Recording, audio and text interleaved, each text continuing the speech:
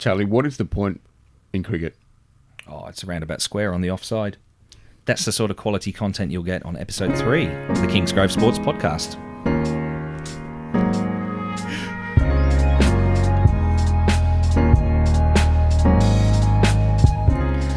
Ladies and gentlemen, welcome. It's episode 3 of the Kingsgrove Sports Podcast. Here today, I have Stuart. Hello, Charlie. And Bryden. Morning, Charlie. Morning. You'll remember Bryden from the grand final review show last time out. So just for our listeners and our viewers, if you'd like to contact us, give us some suggestions for future shows, Facebook at Kingsgrove Sports Centre, Instagram at Kingsgrove Sports, and Twitter at Kingsgrove Sport. No S on the end of that one. Also available on iTunes, Spotify, and YouTube. So Bryden's here today. Last time out, Bryden, you were our resident expert on the NRL Grand Final, but today we're going to talk about cricket and you gents, how we got into the game of cricket. So we'll start with Bryden. Tell us a bit about yourself, how you got into the game and how you ended up here at Kingsgrove Sports. Yeah, well, it's quite a long journey, actually. As a 7-year-old, I started playing rugby league. That was my go-to sport and something that I was quite good at. And then as a 10-year-old, I decided to try cricket, which probably lasted half a season, I think. It wasn't the best thing for me. I didn't know how to bat or bowl, and I had a pretty tough coach who liked to remind me that I couldn't do that. So helpful. As a 10-year-old, it was quite a lot to take, and I remember my parents gave me the decision at Christmas time if I wanted to continue playing, and I said definitely not. So it was sort of no junior cricket for me. So it had a rocky start to my cricket career. Mm-hmm. Until one day my mate pretty much just threw a registration sheet at me and said, "You're playing." And that was when I was 17. So it was sort of a bit hesitant after the early experience of what I had in cricket. But it's turned out quite well. It was sort of was there a point, sort of, obviously you started hating the game. Yeah. Was there a point that you fell in love with it? Was there something that particularly happened? Did you go to a game? Or Scoring 200 might help. Well, yeah. We'll get to that. As my mates know, I really do like talking about that. So we will get to that. I think it was what really got me back into it was the Mercantile Mutual Cup at the time. The what? Sorry. The Mercantile Mutual Cup. Now, which is there was the domestic one-day competition. Yes. It's currently known as the JLT Cup. Right. Yes. Okay. And I was a tragic Canberra Comets fan before they got booted from the competition. So disgraceful decision. Yeah, it was. Maybe we delve into that. What happened there? I don't know. They just got just as Cricket Association decided to do, just got rid of them. Right. Okay. So that was a bitter pill to swallow. I think they won 2 games in 3 years or something. So it was a tough team to support. But try supporting England, mate. Yeah. Yeah. No. Yeah. So that sort of got me, kept me into cricket, and I sort of learnt my trade, so to speak, at the local park with mates. Mm-hmm. Just playing with mates after school. That's how I sort of learnt how to play cricket. So. And ultimately, somewhere along that journey that led you to Kingsgrove Sports, did you buy your gear here one day and they offered you a job? How did it? No, well, that's another longer story. Peter O'Shea, who is, I think, a partner with Harry in the business. Has he got a brother? Yeah, Rick. Yeah, Rick. Yeah, okay. Anyway, he offered me a job here in 2012 mm-hmm. as a warehouse manager, and I'm still here to the day. So. I was just down on my luck in life, and he helped me out. So, good on him. Cricket has a way of doing that, introducing people to people. So it's good that it does. It really does. You're not wrong there. Most of my good mates are through cricket. Mm-hmm. Pretty much all of them are. Including us. Yeah, of course. Yeah, of course. Yeah. That's what we meant to say, aren't we? Sorry. Yeah.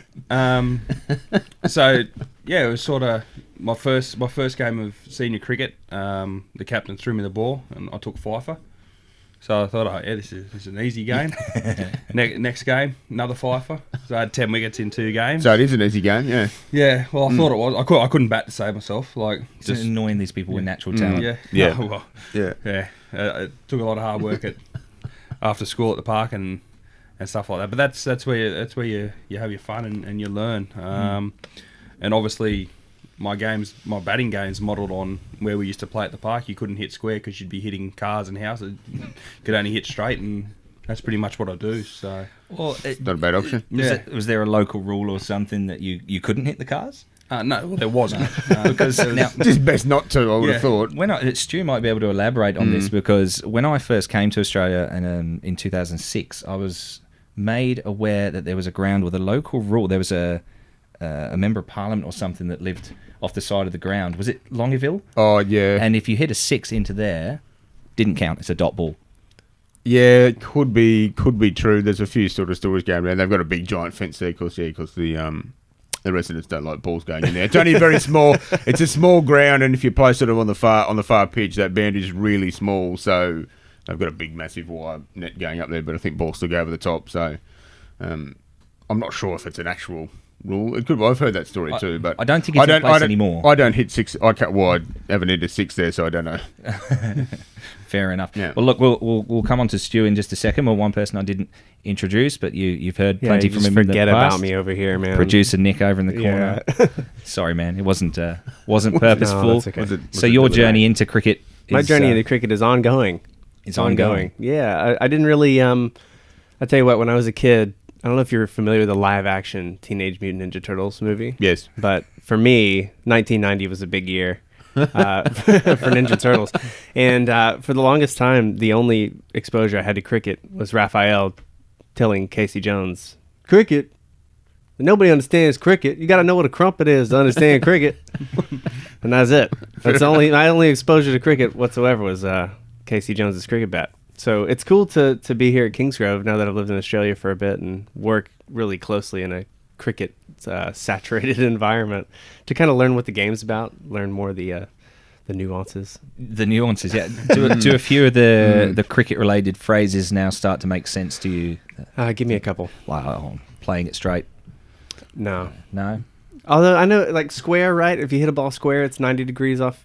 Yeah. Is that right? Yeah. So little things like that. I mean, pick up on stuff, right? So just in everyday phrases like Deep front leg. you put him on the back foot or things like See, that. I don't know that phrase to be exclusive to cricket. I've heard that phrase along. It's true. a phrase people use elsewhere too. Yeah.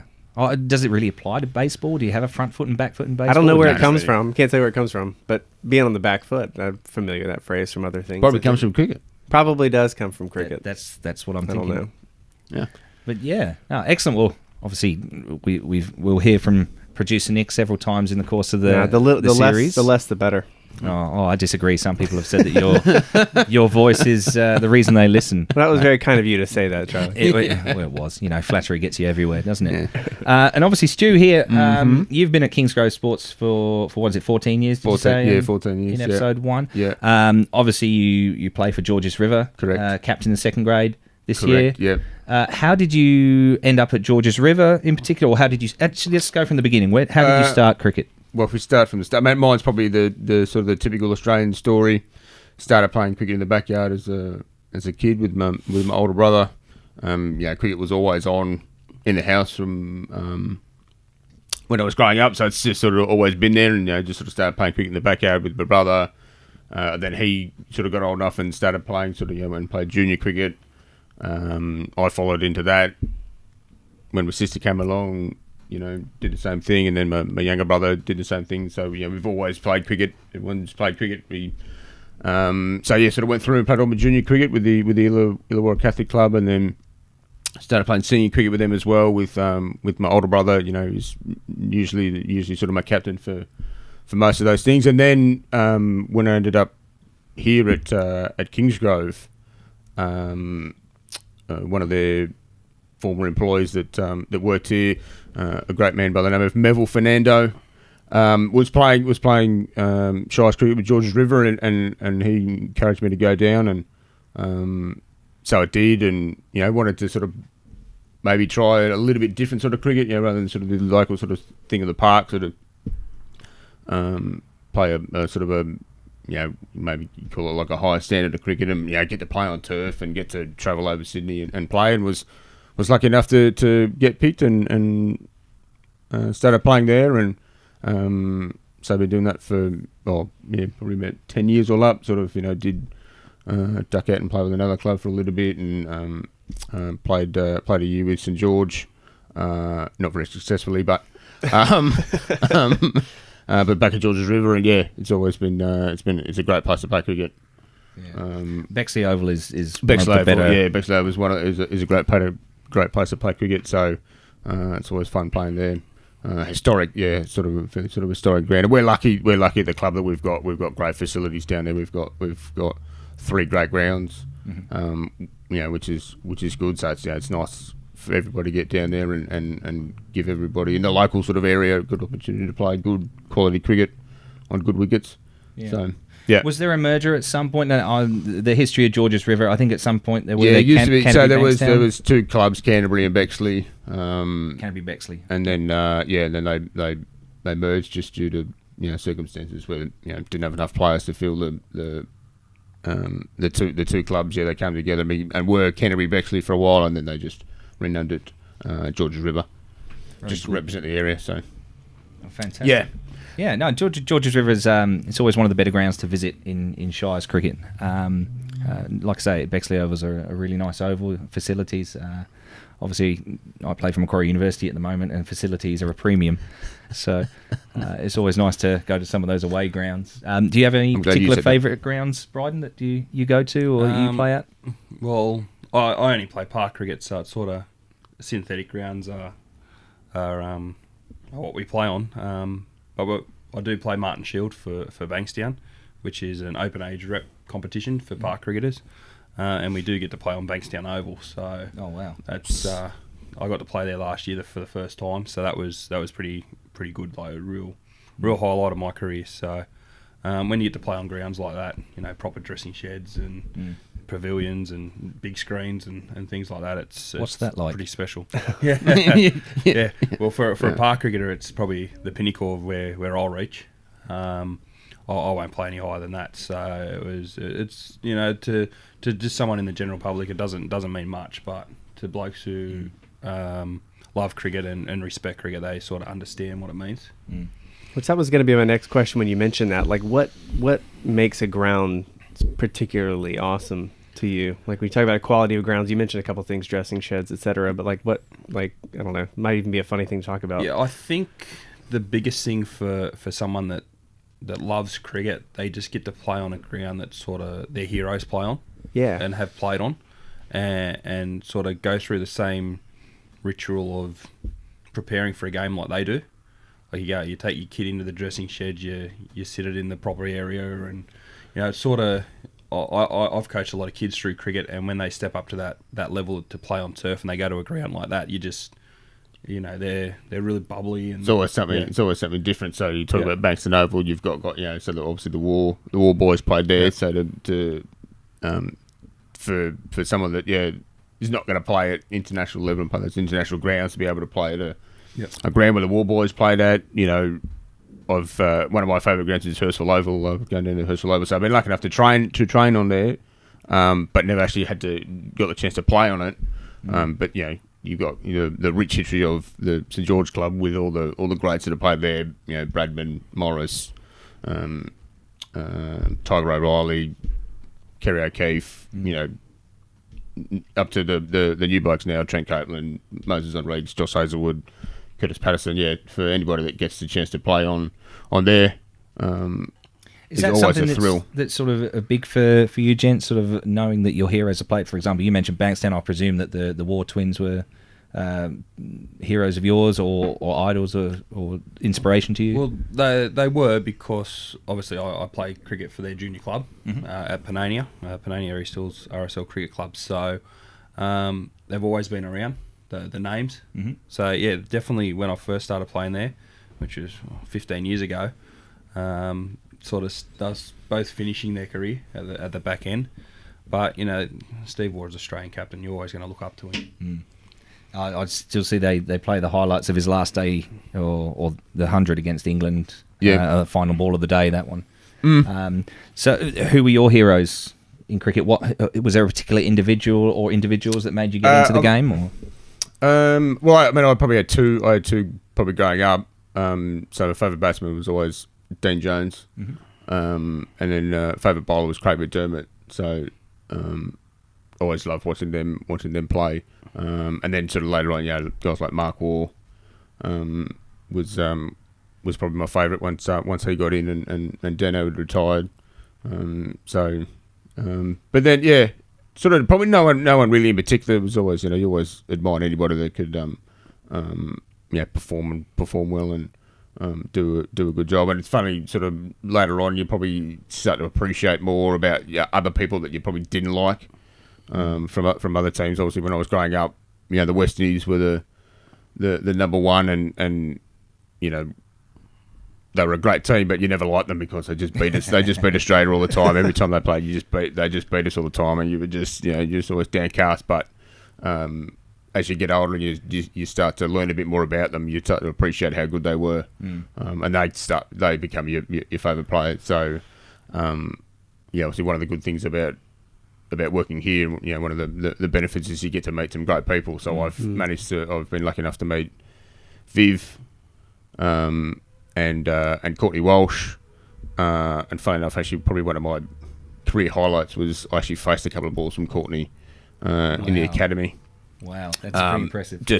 Just luckily he was doing Hamish had organised a coaching clinic with him and got some young bowlers in and whatever, and so do some fast bowling, and also needed some batsmen. So he said, "Mate, do you want to have a bat?" And I said, "Okay, no worries." And so I was facing the other bowlers, and he was at the back of the net, and then he got the ball, and he just said, so he would have been like 50 odd at the time, and so he just come and just ambled in and just rolled a couple down. Did you get bat on it? Yeah, I did. Yeah, he wasn't bowling very fast. He was just rolling him in, and I sort of hit one, and he bowled a full toss, and I sort of hit one through cover, and I'm thinking, I think the next one could be a bit short. Yeah, but you can leave out the detail and just say, I melted him, mate. He had nothing. He had nothing. You saw off Courtney Walsh.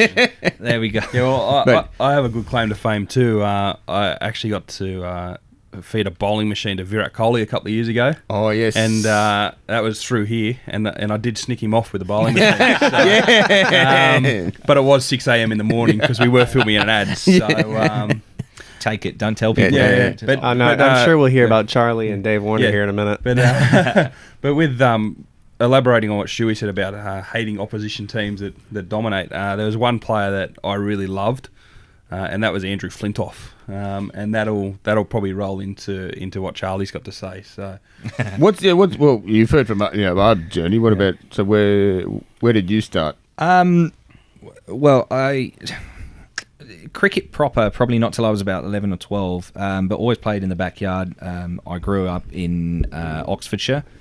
In the central part of England. My dad was in the Air Force, so that's why we lived around that area. And we just used to play in the street. He made me a wooden block, and he drilled 3 holes into it so that we could put stumps in, take it out onto the road and play. And there used to be a group of us kids. There's probably 3 or 4 of us. One of which was actually an American kid who's...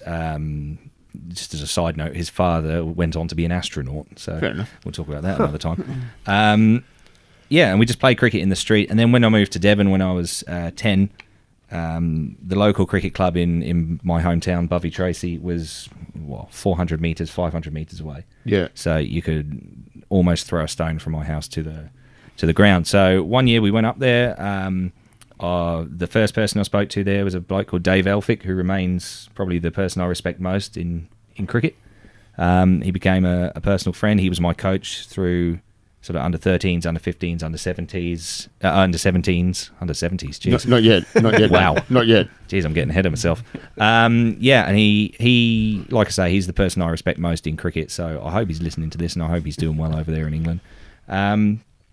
So the way that cricket worked. Junior cricket worked at my club. We had an under-13s team, an under-15s team, and an under-17s team. And my first ever game of cricket proper was an under-15s game at the age of 11 or 12. I just sort of gradually went through the ranks there. and there were 4 of us. There were 4 kids that we were sort of the main players, if you like. All the 3 others were called Ben. Ben. Yeah, so we had Ben Ayres, Ben Cadu Hudson, Ben Kajee, and then myself. And obviously these names mean absolutely nothing to you guys. But it was always between Ben Ayres and myself to be captain of the team. Right. It was usually Ayresy, and then when he couldn't play, I'd be captain. And one special moment to me as a kid, my first game that I ever captained, Concorde did a fly past. Now, I've grown up in aviation, so that's a special moment to me. I know it means absolutely nothing to any of you, but I thought I'd drop it in there. So then worked my way through the junior teams up to under 17s, playing second 11 cricket from the age of 12, 13 in the senior team. Our first 11 won the Premier Division in Devon in 2002, but then there was a bit of a falling out behind the scenes, and they all left except 2 players. Right. So what was our second team became our first team. So around about the age of 17, I started sort of sporadically playing first team cricket over there in the Devon, what was A division, because we obviously got relegated. And just sort of worked my way into the first team there. And then in 2005, we had 2 guys that went across to New Zealand to play cricket. 2004. Yeah. Went to New Zealand to play cricket. And then we had an Australian from Gordon, a bloke called Jules Stevenson, come to my club in England. And I was in the process of planning to go to first New Zealand and then South Africa for a winter of cricket. But we had 2 guys who'd gone to Johannesburg, and both of them had come back to England halfway through the season, either through no jobs or just being scared to stop at traffic lights. Right. So no job, no money. One of them actually, I think Air Gabon lost their kit on the way home as well. So there wasn't... reputable airline. Yeah, well, yeah. So in the end, our Aussie, Jules, he said, look, if you want to improve your cricket, you've got to go to Australia. True story. So his dad, Paul, who is still involved at Gordon Cricket Club, sort of started the process of setting me up. The season that I was going to come out, 2006-07, Gordon already had 3 overseas players for that year, and they had a partnership with Macquarie University. So they put me onto Macquarie. Look, as the stats will suggest, I didn't have a great season, but I had a great time. Yeah. And I was lucky enough to be invited back a couple of years later and captained our under-24s team, and we had an outstanding team. We made it all the way to the grand final for the first time in the club's history. Unfortunately, we lost to Strathfield. And that second season I was over here, I met Jess, who I've since married. She came over to live with me in the UK for a little while, and then it was, clear that our future was in Australia. Then you thought better of it? And I thought better of it, yeah. Came here. So I moved here permanently in 2013, and I've been at Macquarie Uni Cricket Club ever since. And cricket's, like we mentioned earlier, that it gives you the opportunity to meet so many different people. It really has. I've met Australians, New Zealanders, West Indians, Pakistanis, Sri Lankans, Irish people, all sorts of South Africans, Zimbabweans. And it really is a world game. I mean, football is the most popular sport in the world, but not a lot of people realise that cricket is second. Yeah. There's 2.5 billion people who are either fans or players of cricket. And it really is amazing what reach it has if you consider there are only 12. Yeah, maybe 12 test teams now. Yeah. Or maybe it's 10. I think it's 10. But yeah, I mean, and then ultimately this led me to working at Kingsgrove Sports with you fellas, and there you go. That's my life history. There you go. Done. Yeah. But you're right. I mean, you're right about cricket. I mean, that's one of the things about the great things about cricket is you just. I mean, you meet people that you'd probably never really associate with you. And sometimes it's only on that Saturday, or it's only on when you go to. It's only on the days you train. It's only the only time, and when you play. That's sort of the only time you associate with them, but it's great that you come together for that common goal of playing cricket and having fun playing cricket, and that's what you do, and you do it for 9 months of the year or whatever it is. And even outside of cricket, it's given me so many opportunities. I mean, I always wanted to come to Australia one day. I never thought for a million years that I'd live here. No. Let alone do some of the other things that I've done while I've been in Australia. So that can be true for sport in general. Like rugby players that like to go across to New Zealand or over to England or wherever it may be, or touring America. One guy I used to work with did a rugby tour to the United States. and had a great time and met some people over there that he's still in contact with today. So sport in general can just get you out there and improve your life in so many ways that you can't count. Yeah, I mean, it certainly gave me the opportunity to travel. I was never as a young bloke, I was sort of never really that interested in sort of travelling and going overseas. But through cricket, it's given me the opportunity to go and play in some places that you would never think cricket would be played. So I played cricket in Argentina. Wow. Okay. I played cricket in Nepal. I don't think I can go to Argentina. No, probably they don't not. like British people. No, probably not. I don't know. But yeah, going, playing cricket in Argentina, against an Argentinian team, to Canada. Been to Canada. Cricket is quite popular in Canada. Hamish spent a couple of good seasons over in Canada playing cricket, and it's some of the best memories of his life. He's got great stories from over in Canada. But yeah, you don't think you go to Canada to play cricket. Well, we've actually got a few customers from Canada that shop with us here, so it is quite popular over there. Yeah, we actually had a touring team from Canada come over to play us at Bovey, and they gave us as a sort of a gift, because they weren't used to playing on turf. They gave us a little gift of badges for every single member of our club, a little Canadian flag. lapel badges. Yes. Yeah, Canadians are like famously very gracious and like sweet people. Yeah, I lived in I'm from the south of the United States, so I don't get to spend a lot of time with Canadians, but they do have a reputation for being just incredibly kind people. Have you ever seen anything to do with cricket in Mobile or anywhere in Alabama? No, I mean... Other than Teenage Mutant Ninja Turtles? No.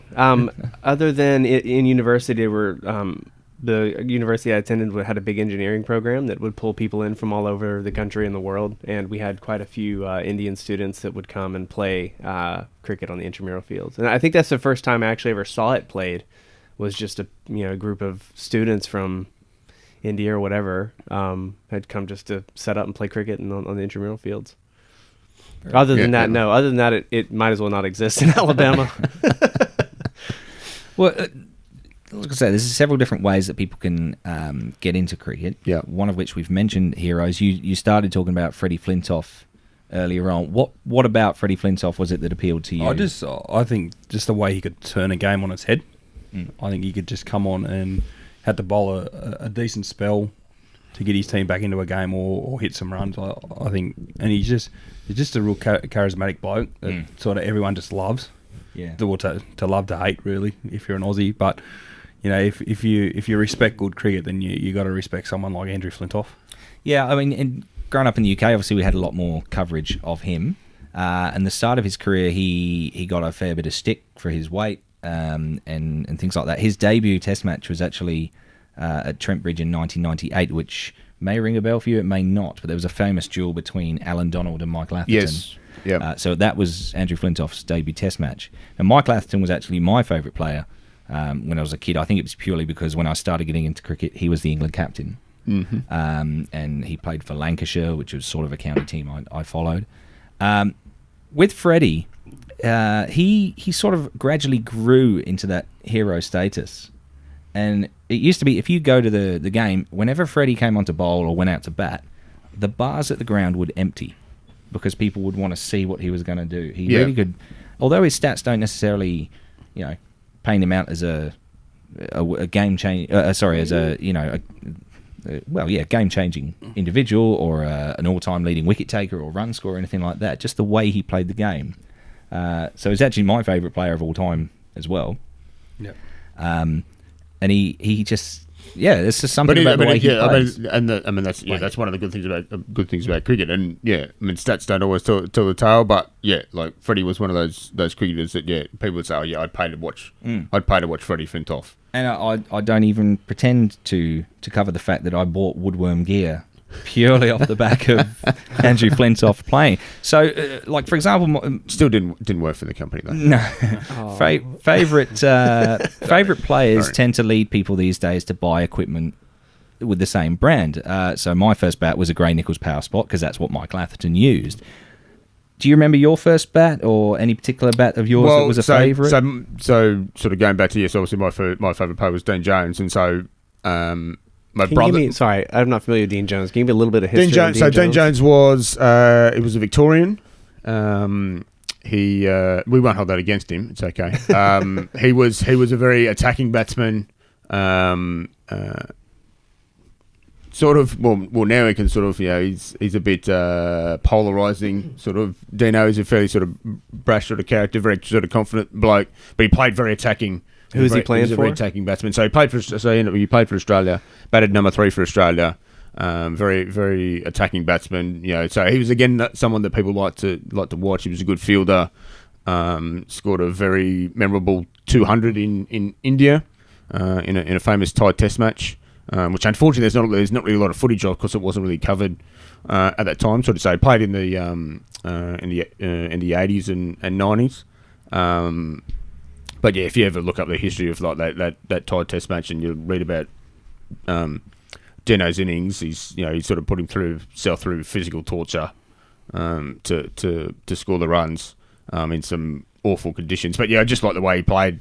So going back to sort of so like my first bat was actually it was my brother's first bat, and then obviously when he got too big for it, he got too small for him, it came down to me, and it was a county. Okay. Dean was using county at the time, so it was a county. I think it was County Supreme or County Legend, and it had Dean Jones' signature on it. So that was mine. That was my first bat. We've still got it somewhere. Used in sort of backyard cricket. It's sort of much shorter now. It's like it's been worn down, but we've still got it. So very good. So Dean Jones, obviously a hero to you. Yeah. If Flintoff was your hero, did you shamelessly purchase woodworm equipment like me, or? No, definitely not. I wouldn't say he was my hero. He was just someone that I liked. Probably Merv Hughes would be my hero. Was that just down to the moustache? No, Canberra Comets legend. Oh. More, and David Boone. So I think because I've always been a bigger lad, sort of you get attracted to players that don't have that physical appearance. That they just look out of place. And obviously the modern day Mark Cosgrove and the fella from Bermuda, Dwayne Leverock, when he took that catch. So those sort of blokes, you get a newfound respect for them because I play under the same conditions, so to speak. Dwayne Leverock, that we have to highlight that catch. Perhaps we can maybe try and find a video of it as well. I'm not going to lie, that catch is the only reason I know who he is. Yeah, I think that's the catch that only reason anybody knows who he is. Yeah. So for those listening who aren't aware, 2007 World Cup. I can't remember who it was against, but he took it was against India. It was against India. Okay, so it was an absolutely blinding one-handed catch at slip, diving away to his right-hand side. Yeah. Might have measured on the Richter scale, I'm not sure, but it was a blinding catch. If I can find a clip of it, I'll see if I can't put it over the top of you guys talking about it. Yeah, I'm sure you can look at them. It'll be on YouTube. Yeah, it is on YouTube. I think Robin Utapa was the unlucky batsman. So India did go on and score 3 for about 360 or something. So nobody remembers that. No, it's okay. That's just the catch. Yeah. But getting back to gear that I used when I first started, I think the first bat I didn't buy a bat when I was in the juniors. I just used a kit bat. But I think the first bat I had was a Gray Nichols Excalibur Knight, maybe. Yeah. And that did me a couple of seasons, and then I moved on to using Impala. So Impala was pretty much what I've always used from then on, until I started working here, and obviously went to the main brand, Kingsport. Kingsport. Well, that sort of brings us on nicely. So you started life with your Excalibur. You use Kingsport now. Is there any particular bat in the current range other than Kingsport that you think is a good fit? Perhaps that's one for you, Stu, as well, because you look after them as well. Or what Kingsport bat are you using?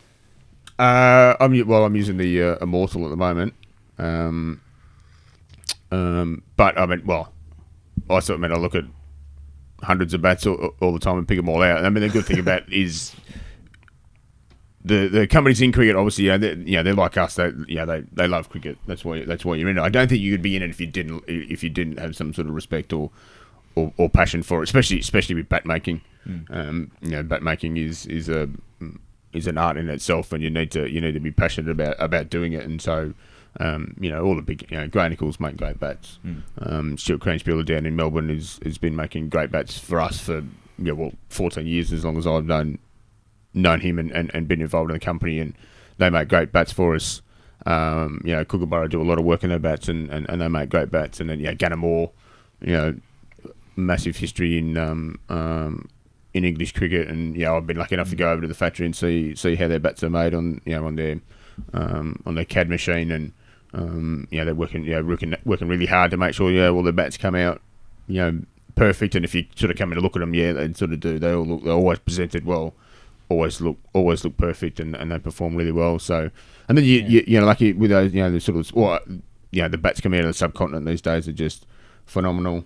Companies like Serene Sports, SS Ton are making great bats. Obviously, the most important part when it comes to a bat is the wood and how the wood performs. Yep. But the stickers will play an important role in the aesthetics. The bat's got to look good. And one of my favourite looking bats over the last few years is the Kookaburra Ghost. I really like the way it looks. I don't know why, if it's just the white stickers or what, but I love the Kookaburra Ghost. Did you want to hear a joke about a ghost? Yes. Sure. Yeah. That's the spirit. Oh boy. I had to. Yeah, no. Bryden's dad joke. I would have been disappointed if you didn't. Christmas. Yeah, working with Bryden, we get to hear a lot of really bad jokes on a really regular basis. And you still but you still laugh though. Well, you still laugh. I don't think they are still funny. I don't think he'd tell him if he didn't know they were bad. If they're not bad, they're not a dad joke, are they? So no, that's right. You got to keep it fun. Yeah. But the Kookaburra Ghost has been really popular. So I mean, the stickers are an important part of it. Because if they look good, you tend to look good, feel good, as they say. Yeah, I mean, they do absolutely nothing for the functionality of the bat. No. Like, you can take the same piece of wood, and it doesn't matter if you put a Kookaburra sticker on it, or a grey nickel sticker, or a Gunham, or whatever. It's the piece of wood. Or no stickers. It's just or no stickers. Michael Clark and when he got that 300. Yep.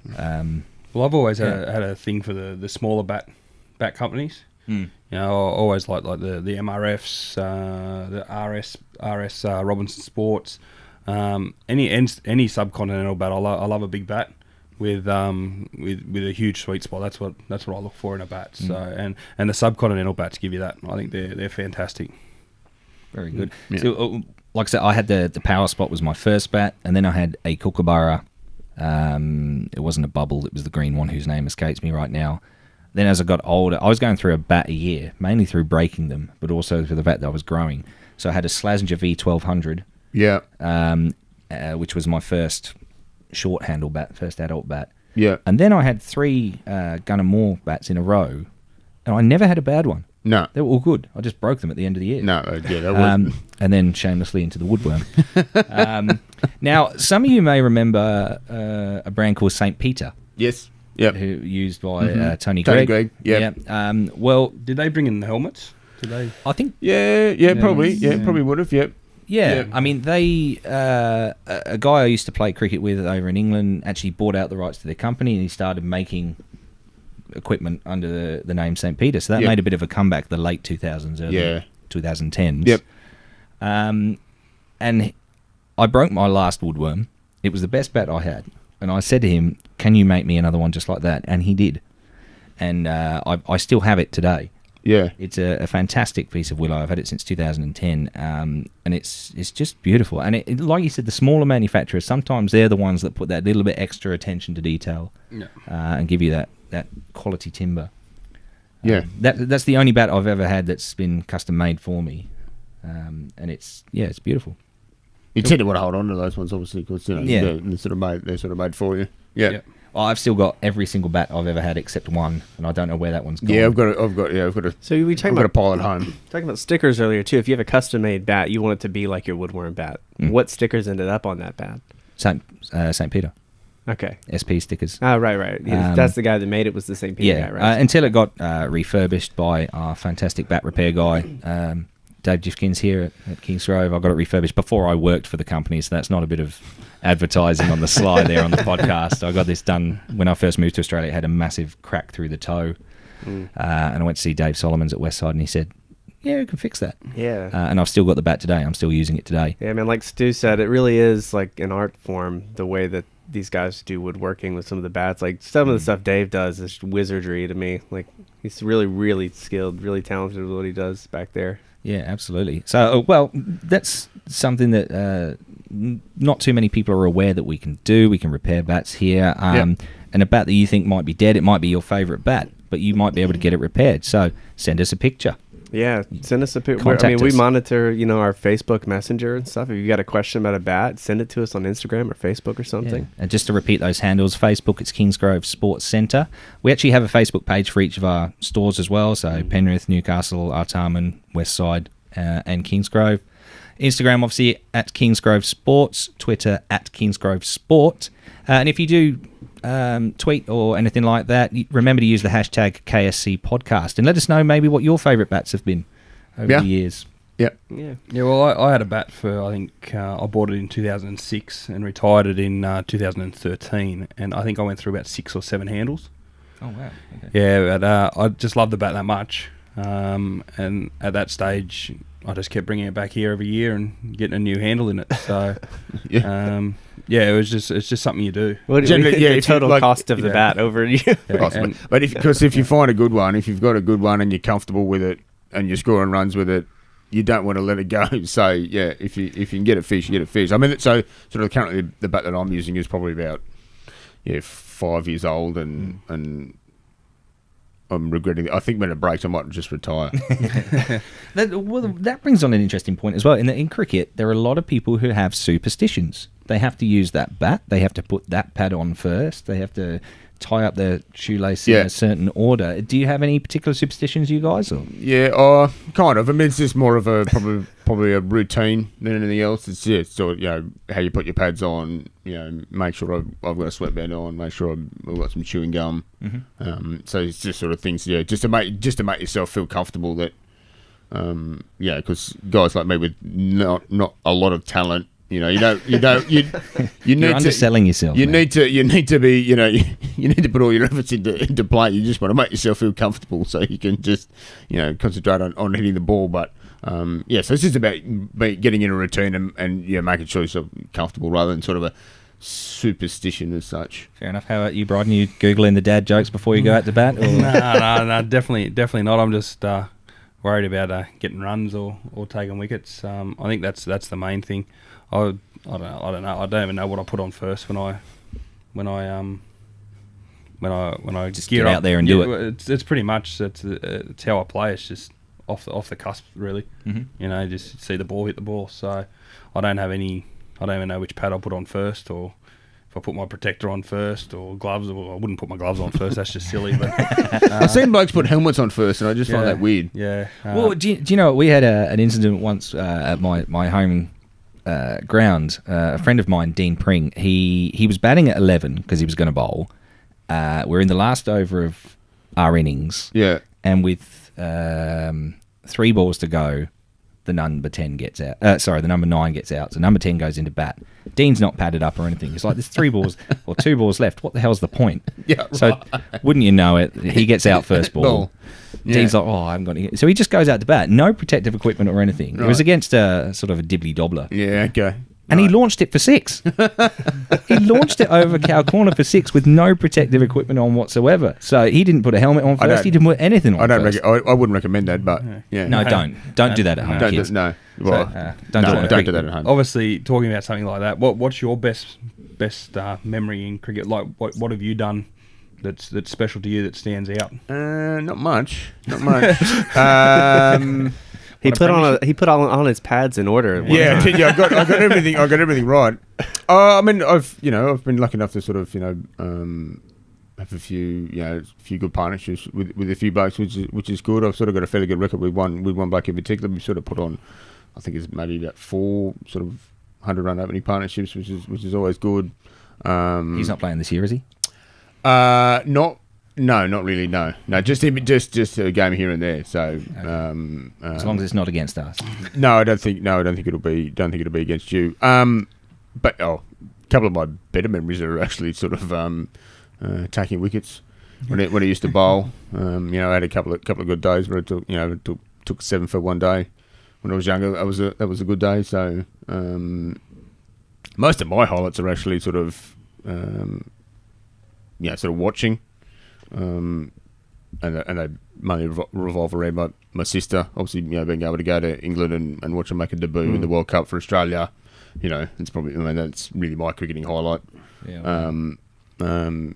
Not so much for me. I've been lucky enough to get to play with and against a lot of great cricketers. And sometimes they're the highlights. You just watch them go about their job and do what they do, and just go, that was the highlight. And then you sometimes you go out there and try and do it, and you can't, but it's okay. Fair enough. How about yourself, Bryden? I'm thinking of one in particular. Yeah, there's a couple. Obviously, the first 100 I hit, because it took me close to 10 years to get 100. So I was stuck on 97 for about 8 years as a higher score. So that was pretty tough.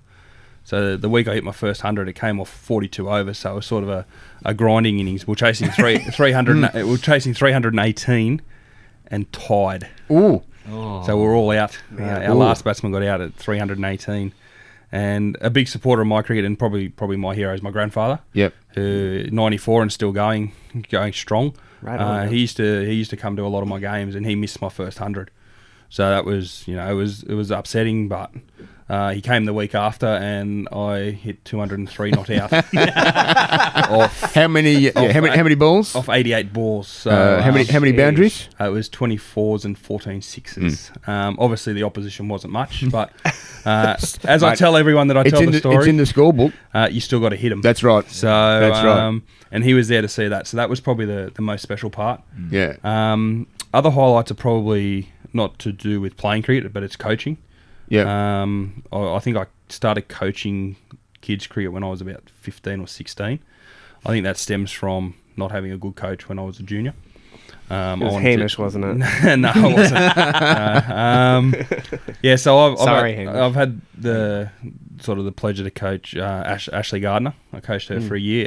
She was actually playing in a boys rep team, and and you could just tell she was good from that. And I actually had Liam Hatcher for 2 years as well. And my philosophy when it comes to coaching is obviously that it's rep level coaching, so the kids know how to play. But if you can give them some life skills that they can use later on in life, then you're well on your way to helping someone out. And I think proof's in the pudding when both those players come in here. We can still stand around and have a good chat, fun, enjoyable chat. Yeah. When you see what progress they've made in their career too, both of them playing really excellent cricket. And happy to sponsor them with King Sports stuff too. Definitely. Really great. I think that's another thing. When I was thinking about it, when sort of coming in for this podcast, thinking about cricket, that's one of the things cricket does. I think it certainly teaches you a lot of things about life. Yeah, definitely. It teaches you resilience, because some days are rocks and some days are diamonds, as they say. You can go out and score 200 one game, and then you can be at first ball the next, and it's funny story. That, you didn't follow up your double with a duck, did you? No. I think I got 79. So I went 100, 203, 79. Yeah, and then about a million. Yeah, I hit 300 something runs in 3 weeks. It was pretty good. And then. We had just retire on the spot. Then we had the Christmas break where we had 2 or 3 weeks off, and I said, I'm still good. It's all right. Just went the hoi-ho first ball, and the next game gone. Skittled. So, like you said, rocks and diamonds with cricket. 1 week can be your best friend, and then the second week it's 43 degrees, and you got a duck, and then you got to go and field for 60 overs, and it's miserable. It teaches you a good perspective. It does. Charlie, obviously, we've heard the David Warner hitting him out in the nets. Well, like Stu, cricket, I've been very lucky enough to play with and against some very, very good cricketers. People like Faisal Iqbal was one of our club pros over in Devon. He still talks to me regularly. He's been back over to Devon this year. Played against both the Overton twins, Jamie Overton and Craig Overton. Craig obviously made his Test debut in the Ashes here last year. Yeah. Lewis Gregory at Somerset played England under 19s. Mark Lathwell, that's a name you might remember. No. Okay. Well, no. Sorry, Mark. Okay. So you're listening, Mark. Mark Lathwell played in the 93 Ashes for England. I think it was his only series that he played in, and he's playing club cricket at Braunton, in North Devon. So just I can't believe sometimes where cricket has taken me. And coming over to Australia, got the opportunity to be a net bowler for the West Indies. Yep. A few times for Australia and a few months ago for England as well, which was just incredible. You've heard the Dave Warner story. I can put people like Kyron Pollard on that list as well. Wavell Hines, not quite as big, but a couple of the England guys as well. But I mean, that just sort of goes to show that cricket is the ultimate leveler. So you can you can be an international cricketer, and you come in as just as a net bowler, you can still get blokes out. Still get Dave Warner's off stump out. Yeah. I think he's still looking for it. But, so anyone playing against David Warner, you just come around the wicket, try and take it away from him. He can't do it. A bit of coaching from Shire's level there. In terms of special moments, again, I've been pretty lucky to have a few. My grandfather, like you, was a hero of mine. He was there when I put on my best ever bowling display. Took 6 for 39, I think it was, against a team once, and he was there to see all of them, and there were 5 bowls and an LBW, so he was pretty happy with life that day. Because my grandparents were from Cheshire, so in the north of England, so for them to come down to Devon, it's a good 4-hour drive, which is nothing in Australian terms, but in England, if you travel more than an hour and a half, you're staying overnight. A couple of my first 100 I scored on the same day that England won the second test at Edgbaston in the 2005 Ashes. I scored my second 100 while batting alongside Farhan Biardeen, the South African international. He was our club pro that year, and in fact during that innings, a few guys from Macquarie have heard this story, but I was batting with him, and I was already on 60 odd when he came out to bat. And he just said, "Okay, Charlie, we can get a really big total today. You just need to knock the ball into the gaps, and we could get a really big score today." I went, "Yeah, okay." And Chris Metters, his left arm spinner bowling at the other end, on my knee, slog sweep 6. He goes, "Yo, Charlie, that's a really nice shot, but you don't need to go crazy now. You can just knock the ball into the gaps and just get a big total today." So I went, "Yeah, okay." Down on one knee, slog sweep over cow corner 6, and he went, "Yo, Charlie, that's 12 off the over now. You don't need to go crazy. This is really good." So I went, "Okay, block the next ball." And ball number 4 comes and no, 6 over the bowler's head, and I just looked at him and he sort of went like that at me, and I went, "Sorry," and he went, "You know what, just go wild. Don't listen to me, you don't need to listen." But that was pretty memorable. Now my first 100 in Australia was pretty special. My second was special as well because it's the only time I've scored 100 and we've won the game, I think.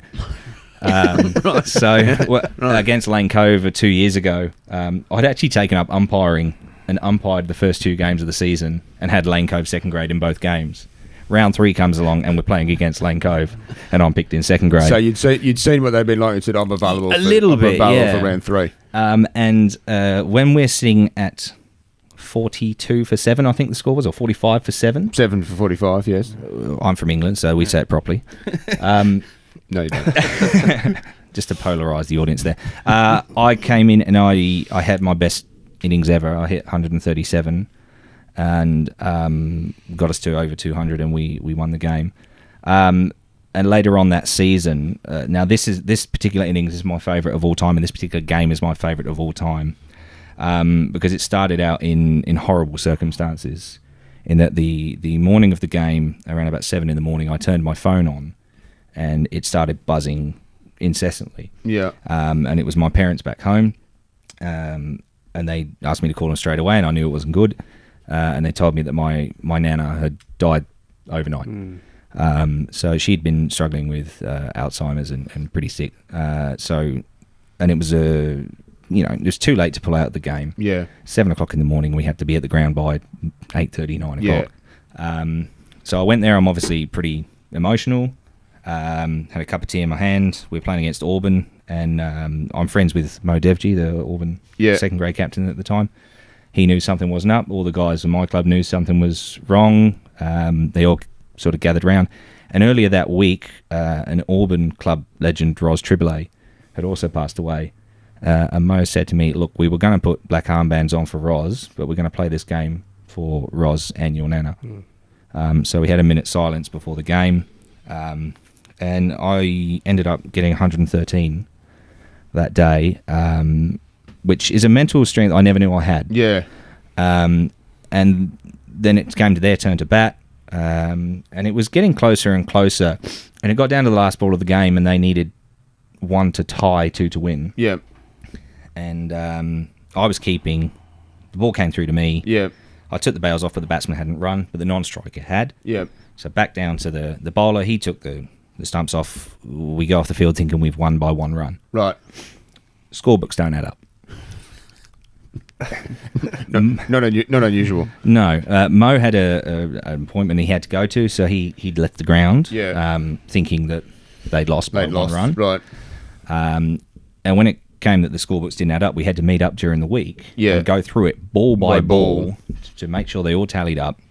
And when it came out, the scores were level. Yeah. So it was a tie. It was a tie. Yeah. And it's just an incredible match because the spirit that the game was played, the camaraderie between the two teams. And historically, there's been a bit of niggle between Auburn and Macquarie University in the past. That wasn't the case that day. I don't know if it was because of the emotion of the day or what it was. But for me, that's my favourite game I've ever been a part of, because of the circumstances around it and how the game ultimately ended up as a tie. I think it's just pretty incredible. Yeah. It's just, I mean, again, just another one of the great things about cricket. Yeah, and again, it's bringing people together. I found that playing cricket in Australia, fielders like to get into you. There's a lot of sledging. There's not quite as much sledging in England as there is in Australia. But the difference I have found in England when there is sledging, people tend to take it a little bit more personally. So it's like, oh, he called me this. I don't want to talk to him again. What an idiot. Whereas they can absolutely lay into you on the field in Australia, and you're going for a beer with them afterwards. Yeah. Sounds about right. That's been my experience. The cultural differences between of Australians is too. Yeah, the trash talk. Thick skin. So I think that's just how. I mean, that's but I like how that. we, I really how like we sort that of play. about Yeah, it's the attitude of what's said on the field stays on the field, and once the game's over, you shake hands and congratulate each other. And absolutely, and it just like I said, the way it brought us all together that day. I need to just backtrack as well. The 100 I got against Lane Cove.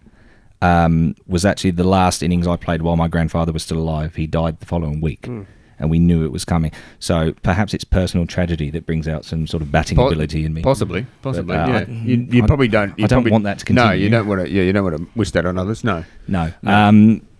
But yeah, sorry, that was a bit of a longer-winded story. We're probably using up a bit of time here. Is there anything else that you gents would like to speak about? How you got into cricket? How other people can get into cricket? I think this at the moment numbers in cricket are declining, but I think people, if you don't play, you should.